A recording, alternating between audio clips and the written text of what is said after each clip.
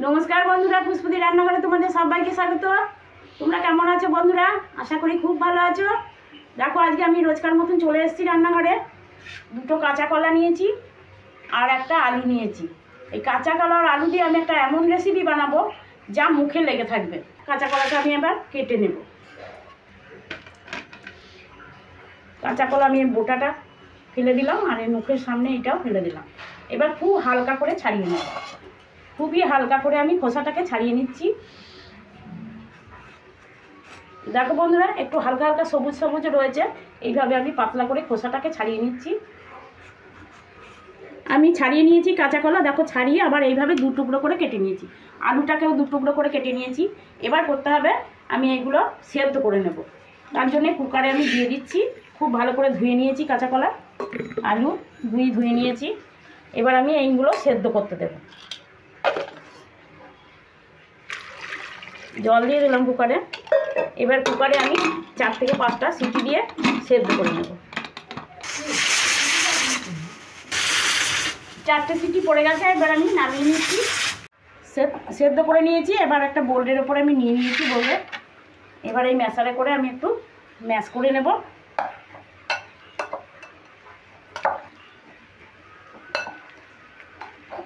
খুব ভালো করে ম্যাশ করে নিয়েছি। এবার আমি ভালো করে পরিষ্কার করে নিচ্ছি। দেখো এখানে দিয়ে দিচ্ছি আমি এরকম ছোট একটা বাটির 1 বাটি সুজি। একদম পুরো নতুন পদ্ধতিতে এই কাঁচকলা আলুর বড়াটা আমি করছি। দেখো এখানে দিয়ে দিচ্ছি আদা আর কাঁচা লঙ্কা বাটা। এখানে আমি 4টে কাঁচা লঙ্কা নিয়ে নিয়েছি, তোমরা তোমাদের ঝাল বুঝিয়ে তোমরা নেবে।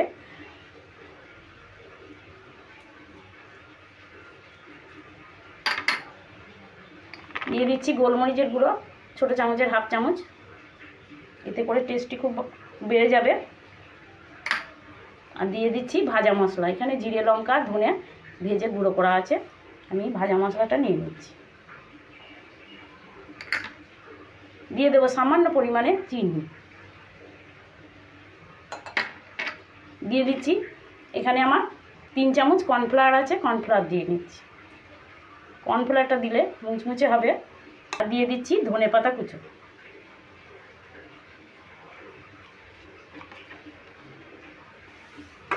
এবার দিয়ে দেবো হলুদ, হাফ চামচ হলুদ দিয়ে দিলাম। দিয়ে দিচ্ছি এরকম ছোটো চামচের 1 চামচ কালো জিরে। কালো জিরেটা একদম অপশনাল, চাইলে তোমরা দিতেও পারো নাও দিতে পারো।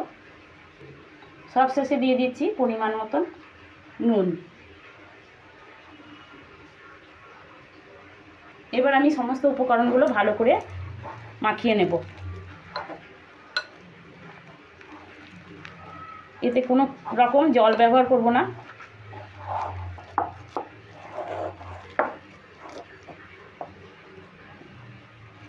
এবার আমি হাতটা পরিষ্কার করে গ্যাসে তেল বসিয়ে দেবো কড়াইতে আমি তেল বসিয়ে দিয়েছি। আর এখন আমি একটা শেপ করে নিচ্ছি বলের মতন। এরকম বল বল করে শেপ করে নিচ্ছি, এতে করে আমার ভাজতে দিতেও খুব তাড়াতাড়ি হয়ে যাবে।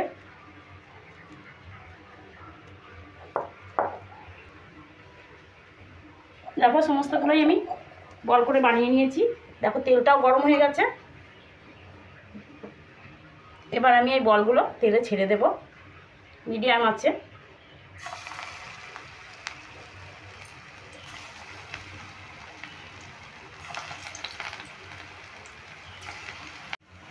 কড়াইয়ের তেলটা এইভাবে একটু নেড়ে দেবে। দেখো তলার দিকটাও হয়ে গেছে, সরে যাচ্ছে সব বলগুলো। এবার একটু উল্টিয়ে দেব।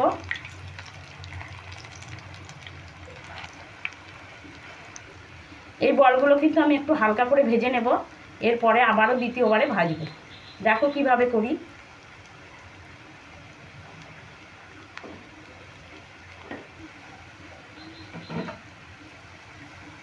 তো সমস্ত এই বড়ার বলগুলো আমি ভেজে নিলাম হালকা করে।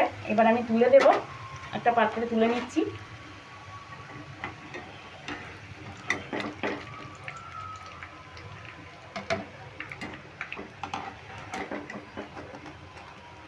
তেলটাকে ঝরিয়ে আমি তুলে নিচ্ছি।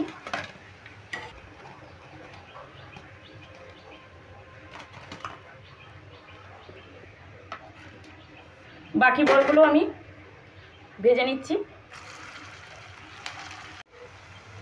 মিডিয়াম আছে এই বলগুলো ভেজে নিচ্ছি। এইগুলো ভাজা হতে হতে দেখো এইগুলো আমি কি করছি, এই এরকম একটা হাতা নিয়েছি, হাতে তার লাগবে বলে আমি হাতাটা নিয়েছি, হাতে করেও করতে পারো। এইভাবে একটু চাপ দেবে,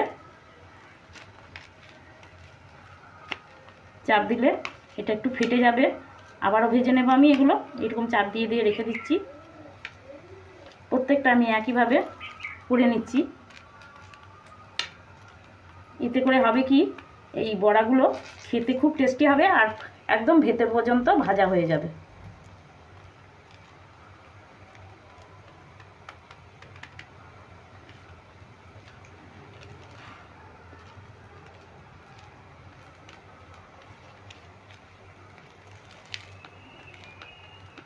দেখো এখনই মুচমুচ করছে, এরপরে তো আরও কত সুন্দর হবে।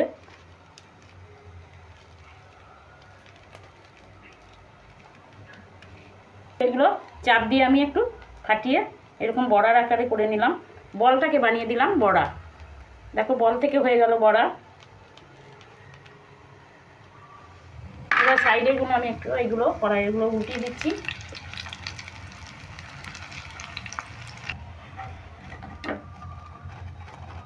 দেখো কতটা খড়খড়ে হয়ে গেছে এরই মধ্যে। এরপরে তো ভাজলে আরও টেস্টি হবে খেতে, আর দেখতেও ভালো লাগবে, খেতেও ভালো লাগবে।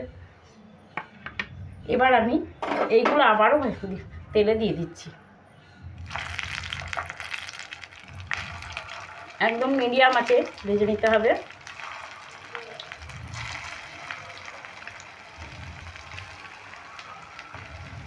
এগুলো ধরবে না, এগুলো পরে ভেজে নেব।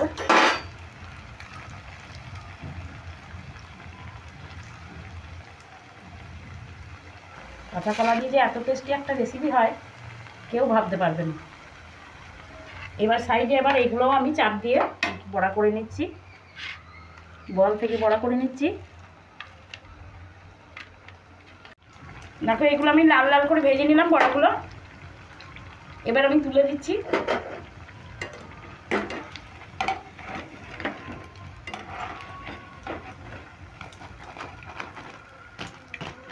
দেখো তেলটাকে এইভাবে ঝরিয়ে নিয়ে তুলে দিচ্ছি।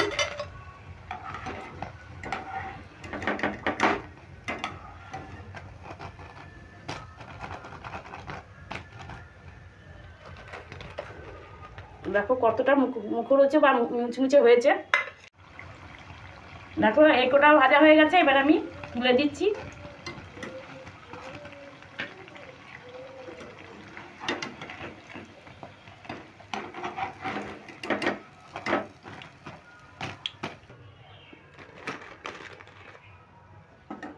এবার গ্যাসটাকে অফ করে দিলাম। দেখো কাঁচা কলা আর আলু দিয়ে বড়া একদম আমার রেডি। আমি বল থেকে কেমন বড়া বানিয়ে ফেললাম।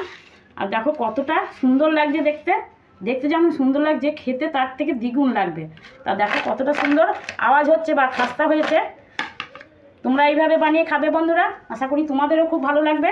এটা ডাল ভাতের সঙ্গেও খেতে পারো, আবার চায়ের সঙ্গেও খেতে পারো, আবার সস দিয়েও খেতে পারো। যার সঙ্গে খাবে তার সঙ্গেই জমে যাবে। এবার তাহলে আসি, পরের দিন আবার অন্য কোনো নতুন রেসিপি নিয়ে তোমাদের কাছে চলে আসবো বন্ধুরা। তোমরা ভালো থেকো, সুস্থ থেকো।